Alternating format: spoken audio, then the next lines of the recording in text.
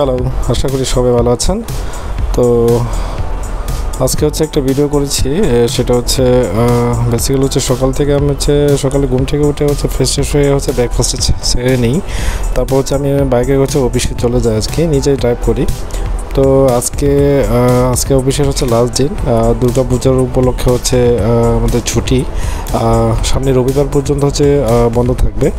যার কারণে সারাদিন কাজ শেষ করে ভাবলাম একটু অফিসটা একটু গুছিয়ে নিই আর কি, কারণ অনেক দিন বন্ধ থাকবে। যার কারণে গুছিয়ে নিলাম, সাথে একটু ভিডিও করলাম আর কি, আপনাদেরকে দেখানোর জন্য আর কি। আশা করছি আমার অফিসটা আপনাদের কাছে ভালো লাগবে। তো আমার কাছে খুবই ছিমছামের মধ্যে আমার কাছে খুবই পছন্দ। তারপর সব কিছু গুছানোর পরে আমি অফিস থেকে বের হই আর কি। অফিস থেকে বের হওয়ার পরে আবার রোডের সাথে যুদ্ধ করা আর কি। প্রচুর পরিমাণ জ্যাম ছিল আজকে। আজকে বৃষ্টি পড়েছিল, বৃষ্টি পড়ার কারণে সম্ভবত অনেক জ্যাম ছিল। তারপর আসার সময় আসলে চুল কাটার সময় পাই না, তো আসার সময় আমি সেলুনে ঢুকি, একটু কাজ এগিয়ে নিলাম আর কি। আমি চুল কাটলাম, সেলুনের কাজ শেষ করে আমি একটু হালকা আমার জন্য ছোটোখাটো একটু শপিং করলাম। শপিং বলতে রান্নাবান্না করার জন্য আর কি। একটু মুরগি নিয়েছি আর তেল নিয়েছি আর কি।